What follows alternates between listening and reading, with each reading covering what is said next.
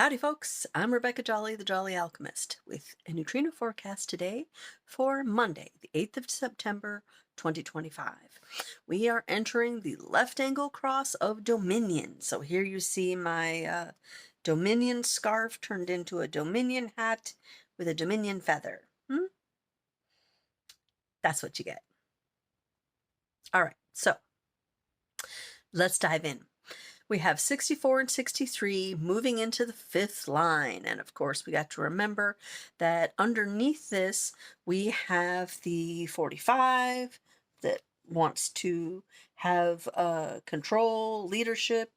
This is largely adding to the Dominion. And also that 26th gate. Where's that? Oh, yeah, here. Coming out of, no, not the emotion center, here, out of the ego center towards the spleen, right there. The 26, which is a real ego gate. That's called the great taming power, and that's about the ability to persuade or exaggerate, manipulate. No judgment, but it's definitely about being very influential on people. So that combined with this confusion out of the top, confusion, there it is, and then awareness of confusion and skepticism, doubt on this side is what's giving us this cross of Dominion. So now that we're over in the left angle cross, we're in the upper numbers of the hexagram, and we're talking about numbers that are more influential on the outside world than the lower numbers, which are much more inwardly focused on a personal process. Now we're being transpersonal. So line 5, 64 keys calls it confidence, the hope of a new order. Ra calls it promise. And so what we have going on here is it's really a graduation of the theme that we were talking about yesterday, where the person is able to, like in the juxtaposition cross of confusion, they're able to work that confusion and an interpretation of the past into something for the future. Now, this is, when we're talking about gate 64, a collective gate. So this is all about people coming together in this process. And what you have is confusion, and this is a fifth line, so people are projecting on this person that they are confused but able to find the answer to the confusion. They're the people, who are the masters of the question. They're the people who everyone wants to know, but they're the ones who will ask the question that's on everybody else's mind. And then through the collective process, hopefully it can lead to some kind of realization that then comes over here and becomes an idea that's stimulating and can be spoken out to others. So the 64 by itself is really just that projection of, does this person have the answer? Does this person have the question? Can this person lead? And if they do have a stimulating question for society, sky's the limit. And if they can get that out to the 56 to be an idea that can be expressed to everyone else, then it can be something that can just make them, until of course we have mutation in the third gate, and then the process starts all over again where we have more confusion and it needs to be all worked through the whole head and into another stimulating idea that can hopefully give a pattern for the future. So that's what this confidence and promise is about. It's like once it gets to the fifth line, people are projecting on them that they have the ability to get that all the way down to the throat so that it can be something that is stimulating to others. Then in 63, line 5, that's affirmation, the understanding that doubts are necessary and of value.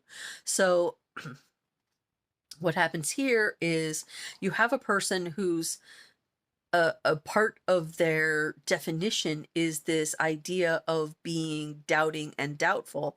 And what can happen is that they can sometimes get stuck in a rut of just being perpetually doubtful. Ra calls it the ritual of doubt. Very interesting.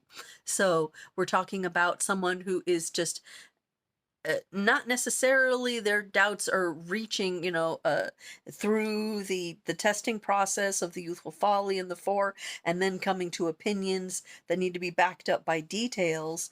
Well, it's not like it's even about going that far, although of course the fifth line is going to be that master of the doubt, of the skepticism of the process. But being masters of it, sometimes they can see that it's not it's not ready to get out, it's not getting out, and so then they can be kind of stuck in this rut of, well, I have my doubts, I have my doubts, I have my doubts, I'm skeptical, I'm skeptical. I'm not thinking of anybody in particular when I'm thinking about that ritual of doubt, but it can happen to people, especially when you get into this fifth line, or somebody who's really, really identified with skepticism as a part of their makeup. So, all that very interesting. We come to the moon as our people energies begin, and it begins at 36-1. 36-1 is steadfastness, to handle emotional crisis with steadfastness. Now, 36 is, let's get rid of this feather here because it's, move it at least there. Right here. So it's coming out of the emotional center. This is the gate of crisis, also the gate of compassion, and it's it's part of the emotional.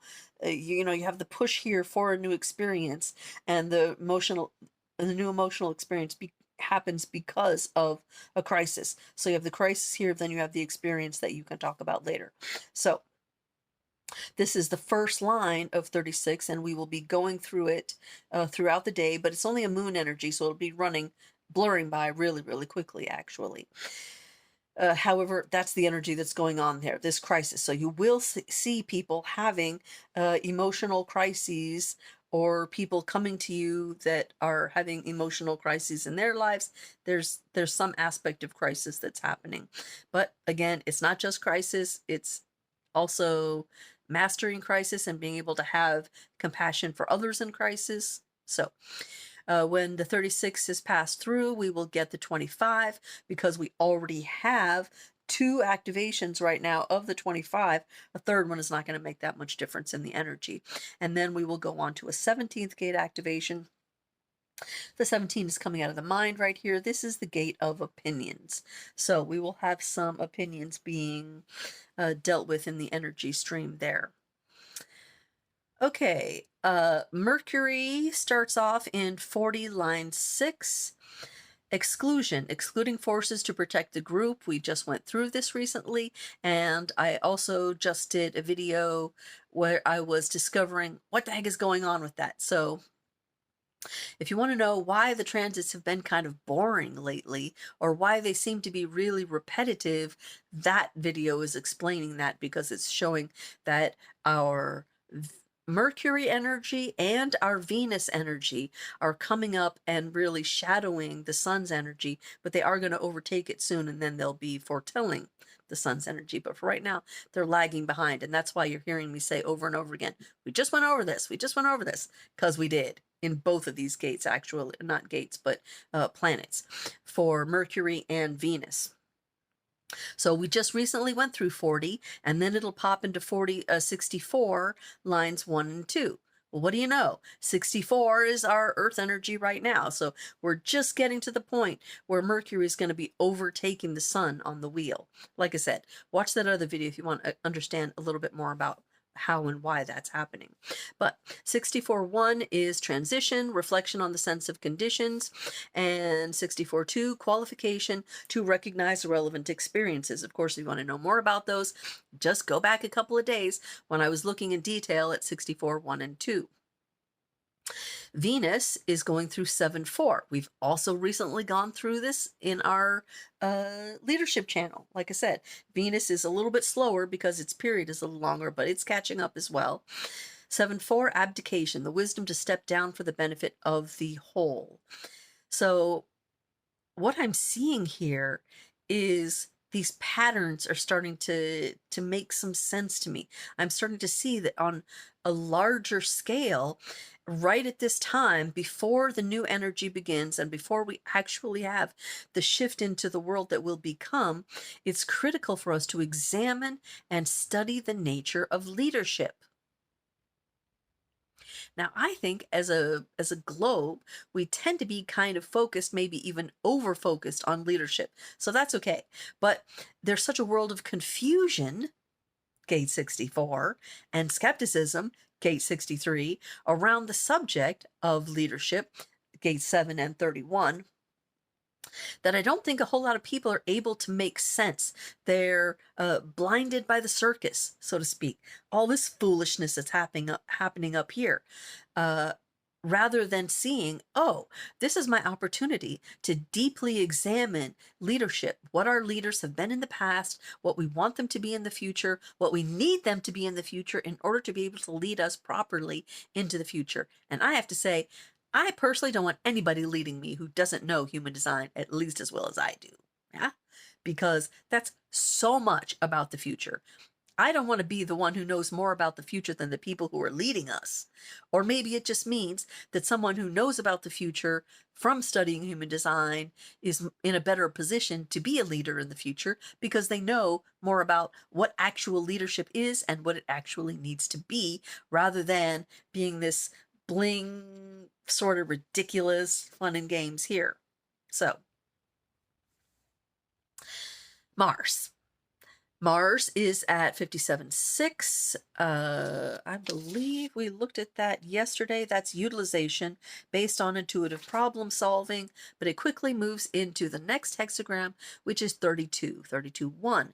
And that is conservation through attention to all aspects. Conservation is a gate in the channel of success here. So you see I have this activation here. This one is ambition. And on the other side is this continuity, the first line of which is conservation. So continuity, gate 32, is really all about being able to stay stable through changes. So what this says about human design, says about the nature of success, is that you have to have a combination of ambition and the ability to stay stable through changes in order to be able to have overall success. And we will be looking at all the lines in this uh, gate of continuity and leading to success over the next 6 days. So there's that. Okay. Ah, so much is going on. I actually forgot a song. Oh well, sorry. Y'all aren't listening to the songs anyway, you fuckers. Just messing with you. But I do have people. This is interesting. So I looked up the people. I knew I was forgetting something. Forgot the song. Who carry this left angle cross of dominion. Very interesting. So the names: Hugh Grant, Grandma Moses. She was very, very cool because she became an artist and a popular artist at the age of 78. What an inspiration to us all. It's not too late, even for oldsters like me at what, 52 or 3, something like that. Yeah. Bernie Sanders is Cross of Dominion. Neil Donald Walsh is Cross of Dominion. Anna Kendrick, Max Reinhardt, Adam Sandler. Very interesting. So what's going on in the Cross of Dominion is that these people are, now you have to remove judgment. They are having the ability to not manipulate history, but to manipulate the presentation of history, which can be for good or evil. Anytime you're dealing with this channel right here, this channel of the great salesperson, this channel of the great tamer, you're dealing with some extraordinary kinds of powers and abilities that have to be carefully handled because there can be a lot of negative judgment. It can be used either way, but in human design, you really have to take that negative judgment out of it and just make it about, okay, what's possible here? Because if they're doing some sort of people manipulation, that could be to manipulate some jerk out of the way so that things can move forward, or it could be moving everyone out of the way so that they can have the security of, of resources. Really, this is what they're moving for. They're moving towards this 45th gate and the ability to say I have. So it's a theoretical ability to be able to massage and manipulate people through presenting the past in a certain way so that they can get resources. And it doesn't necessarily have to be bad. These aren't necessarily bad people. They're good people theoretically, but you just have to understand that they have a kind of a power that not everyone has. And this is also, of course, in the juxtaposition cross of confusion, that you just have a lot of powerful energy here. So the key is, are they choosing to use their powers for good or not? I think we see in someone like Bernie Sanders, I think he was and is trying to use his powers for good. But what it's about is really having an awareness of the confusion of the past, being able to make sense of it, right? And then using the collective power to get that into some kind of idea that can be stimulating to people for the future. Well, that's stimulating, that's inspiring. So these are theoretically very inspiring people to us as they present their ideas and chug them through their brains, and by working with other people. Again, it's collective, so it's about a collective process, not an individual process. An individual process is what I'm doing alone in this basement, figuring things out and then explaining them to you. I don't need the collective for that. But this 64 does need the collective in order to be able to come out to the throat and do something that inspires people on a much larger level than me with my third line theme am doing. So it's very interesting. It can be very influential. There are actually a lot of Dominion people, for this being rather a small cross, in the larger lists of 64 keys, which are of course available for anyone to access, because anyone can go to 64 keys and get a free account. So and then from there you can access the VIP list, which shows you all the lists, and there's over 5,000 of famous people in the world. There is a little bit more of a leaning towards Europeans rather than Americans, just because it is a European program, but there's plenty of Americans that have been entered in there, and more are happening all the time that give us more and more examples of what these crosses have been and what they can be in people that have been able to reach some sort of general well-knowingness. So